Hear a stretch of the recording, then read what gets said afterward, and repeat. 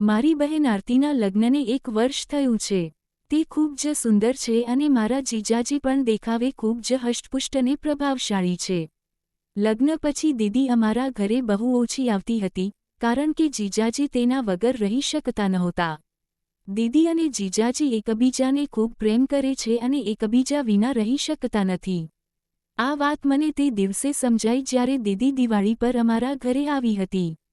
દીદી 1 અઠવાડિયું રહેવા માટે આવી હતી, પરંતુ જીજાજીના ફોન દિવસમાં અનેક વાર આવતા હતા. દીદી અવારનવાર ફોન પર કહેતી, હું આટલી જલ્દી કેવી રીતે આવું? મને થોડા દિવસ તો અહીં રહેવા દો. પણ તમે ફોન પર જે વાતો કરો છો, તેનાથી મને પણ તમારી બહુ યાદ આવે છે. એટલામાં મમ્મી ત્યાં આવી ગઈ અને દીદીએ ફોન કાપી નાખ્યો. મમ્મીએ દીદીને રસોડામાં દિવાળીની મીઠાઈ, ચેવડો અને કરંજી વગેરે બનાવવા માટે બોલાવી લીધી. અમે બધાએ મળીને નક્કી કર્યું કે કઈ મીઠાઈ ક્યારે બનાવવી. જીજાજીનું અચાનક આગમન. સાંજ ઢળી રહી હતી અને હું બારીમાંથી બહાર જોઈ રહી હતી. ત્યારે જ મેં જોયું કે જીજાજી બહાર ઊભા હતા. મેં જલ્દીથી દીદીને અવાજ દીધો. દીદી બહાર આવતા જ બોલી, તમે તો સાચે જ આવી ગયા. મને લાગ્યું કે તમે ફોન પર મજાક કરતા હતા. એટલામાં મમ્મી પણ બહાર આવી અને બોલી, મહેમાન, તમે ક્યારે આવ્યા? કોઈ સમાચાર પણ નહીં? જીજાજી બોલ્યા, ના સાસુમા, હું કામથી શહેરમાં આવ્યો હતો, તો વિચાર્યું કે તમને મળતો જાઉં. મમ્મીએ કહ્યું, હવે આવ્યા છો તો ખાધા પીધા વગર જવા નહીં દઉં, સવારે જજો. જીજાજી કંઈ બોલ્યા નહીં, પણ મને ખબર હતી કે તેઓ જવા માટે તો આવ્યા જ નથી. થોડી વારમાં દીદી પાણી લઈને આવી અને જીજાજીના કાનમાં ધીમેથી ગણગણી, મને ખબર છે કે તમે કેમ આવ્યા છો, મારા વગર 1 અઠવાડિયું પણ ના રહી શક્યા.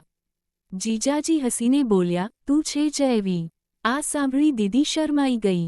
એ રાતની ઘટના. રાત્રે અમે બધાએ સાથે મળીને જમ્યું અને વાતો કરી.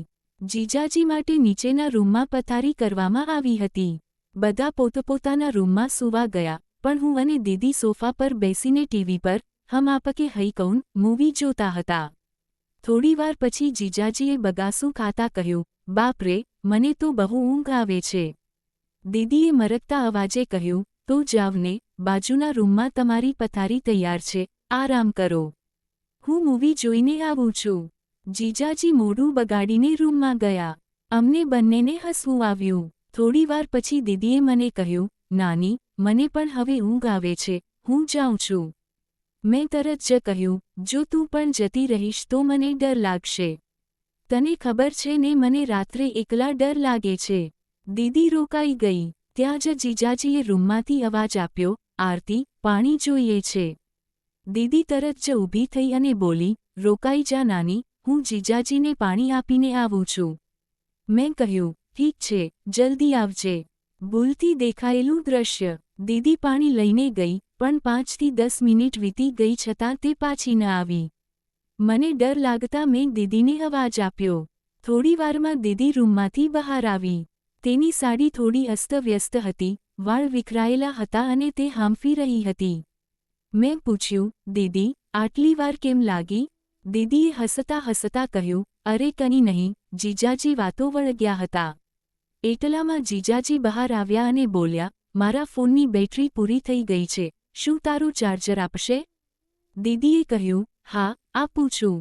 જીજાજી ચાર્જર લઈને રૂમમાં ગયા અને દીદી પણ તેની પાછળ ગઈ.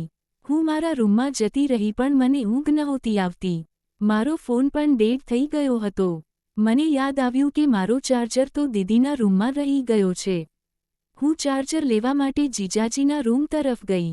મેં જોયું કે દરવાજો અંદરથી બંધ હતો, પણ બારીના કાચમાંથી થોડો પ્રકાશ આવતો હતો.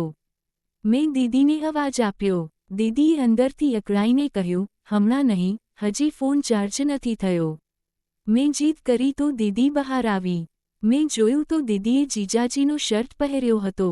મેં નવાઈ પામીને પૂછ્યું, દીદી, આ તે શું પહેર્યું છે? તું તો સાડીમાં હતી ને? દીદી શરમાઈને તરત રૂમમાં જતી રહી. 15 મિનિટ પછી મને થયું કે લાવ ચાર્જર પાછું લઈ આવું. આ વખતે દરવાજો સહેજ ખુલ્લો હતો. કદાચ દીદી ઉતાવળમાં બંધ કરવાનું ભૂલી ગઈ હતી. જેવો મેં દરવાજો ખોલીને અંદર જોયું, મારી સામે જે નજારા હતો તે જોઈને મારી આંખો ફાટી ગઈ. મને મારી ભૂલ સમજાઈ કે મારે અંદર આવતા પહેલા અવાજ આપવો જોઈતો હતો. તે બંને પતિ પત્ની હતા અને હું તેમની અંગત પળોમાં વચ્ચે પહોંચી ગઈ હતી.